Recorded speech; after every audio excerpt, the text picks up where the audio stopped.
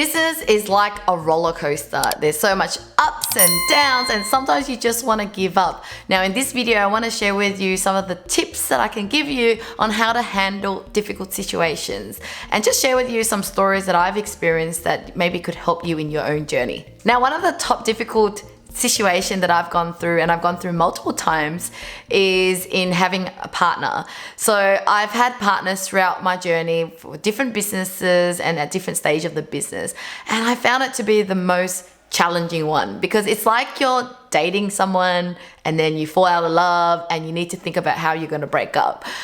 It's like marriage, really. You have this person that you have to work with every single day at work, and you find that you may be having different values, your goals change, your working styles are different, and it starts to become so dreadful. It almost feels like now you have this housemate that you have to live with that you just, so angry about, or you end up having arguments over things, and possibly they can even make you cry. One of the things that I have to do is just really confront it. It's unfortunate that you don't really know everything. When you look for a partner, just like when you're dating someone in real life, you don't know until you've dated so many times that now you can have a shopping list. And so I would say that at first I kind of I just partnered with anyone that was willing to partner with me at the beginning. And so that is why I attracted just anyone. And so what I realize now is that a partner should have the skill set that they can bring to the table. They also need to have the same idea about what does success in business mean to you. So I'll give you an example. One of my original partner in a marketing agency is that her goal of being a business owner is actually more as a self-employed person.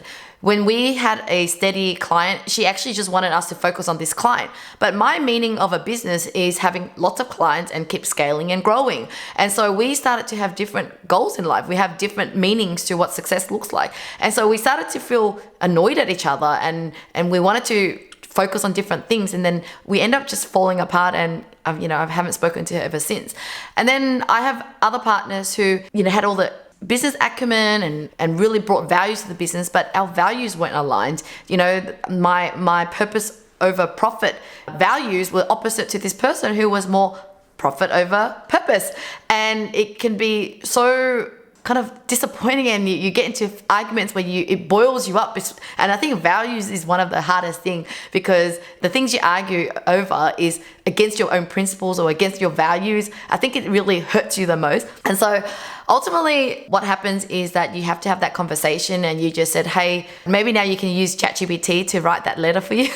But I think back then I just had to really think it through and do a pros and cons. So I think about, whenever I have a difficult situation, I always list it out. Okay, what is the positive in the way things are at the moment?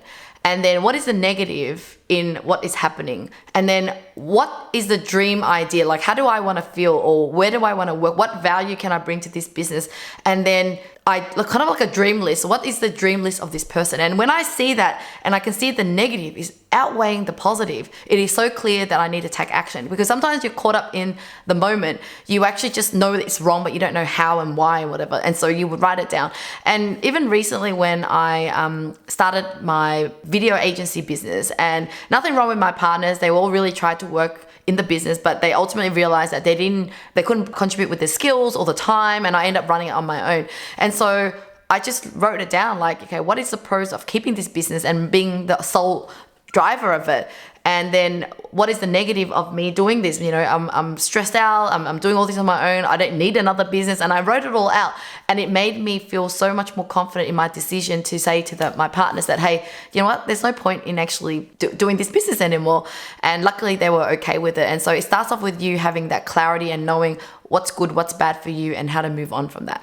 And although people see me as someone who's great at outsourcing, finding people, but I'm going to be honest here, when you're playing in the people arena, you're dealing with people, it's so unpredictable. There are times when I've got it wrong, where I've hired people and realizing that they weren't good for me. So cases like, I've been sold to someone who can really sell themselves at interviews and really kind of pull my heartstring, and I gave them a chance to only realize that they didn't have the skill set for it.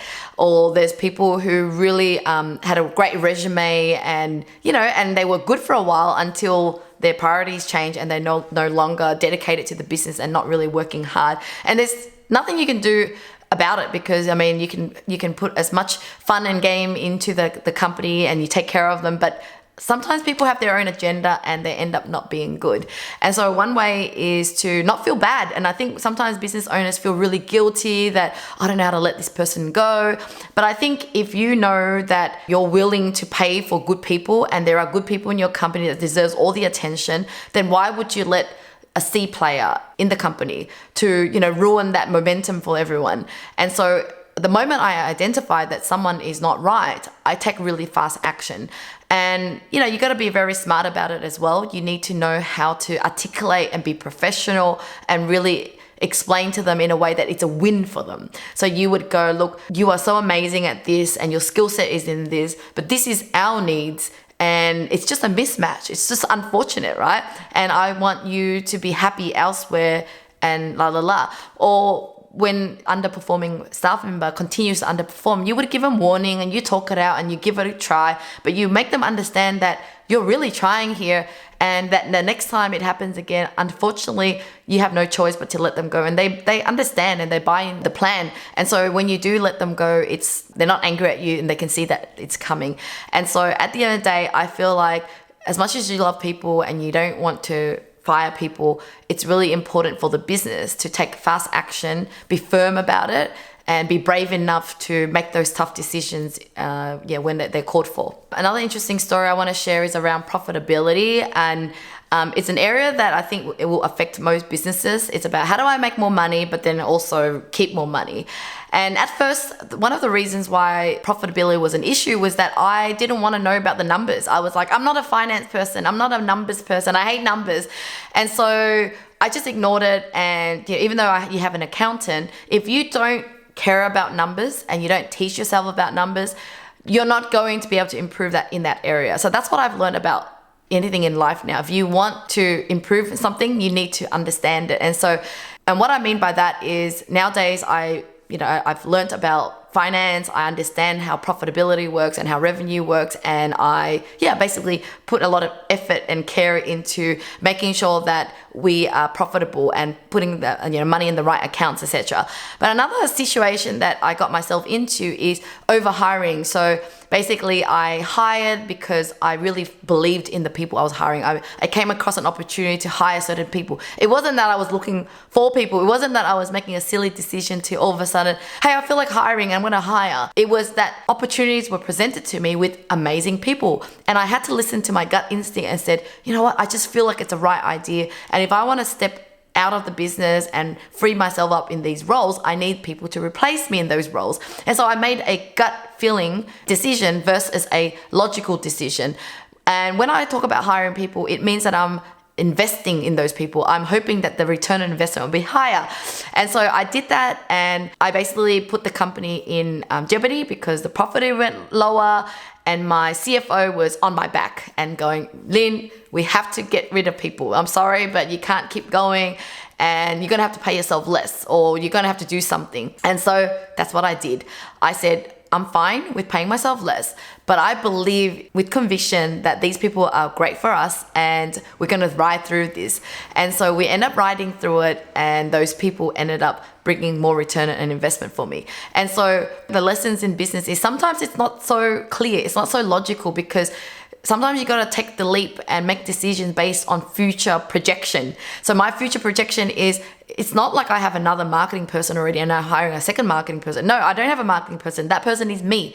And if I want to get myself out of that role, I need that person. And God just gave me this person right in front of my door right now. And it's like me saying no to this means that I am afraid, I'm fearful. And so I just really stuck with my gut instinct. And sometimes you need to go against the numbers, go against what your CFO might say to you if you truly believe in your decision. And so it ended up working well. And one of the key lesson I have about business is that if you know you've got a great team, never let them go. And what I mean by that is that you want to build the culture of stability, consistency, loyalty, that you as an owner don't throw away your staff whenever you're fearful of profitability, or that, you know, sales are slow, that you just end up cutting people. Because, well, how about when you need them? How about when all of a sudden you've got influx of people, or when you need them to work longer hours because something needs to be done? Well, they will be there for you because you were there for them. And so from day one, over 10 years ago, I still remember the days I cried and struggled, but what I did was I never told my team about money problems, and I just paid myself less. And, you know, throughout that profitability situation not long ago, I also just cut my pay down a little bit. It's not like, and I count my blessing and say, at least I could still pay myself, but I just paid myself less instead of making my team sacrifice or letting go of my team. And no matter if they were actually freelancers, contractors, you know, VAs, they're not really full-time staff, I kept them all. As long as they're good workers, I will keep them. And because I know that I would go so far for these amazing people, I only expect good people to stay. And that's why it goes back to that point. If there is any underperforming people who taking the business for granted, complacent, and just doesn't care, then I don't want them in the team, because there's more room for the people who do deserve to be here. Now, in summary, I would say that the ways you can handle your difficult situations are just being very logical by writing it all down, so it's not all in your head. Really purge it out so that you don't feel stressed and overwhelmed. And then number 2 is, when it's clear as daylight what you need to do, take that action. Don't delay it, and be brave enough to persist. And then if you do anything that is kind of a dilemma, really follow your gut instinct and don't worry about what others say. Really believe in yourself and push through and be resilient. So thank you so much for watching, and if you have any questions or any specific difficult situations you're going through, let me know in the comments below. Otherwise, I'll see you again in the next video.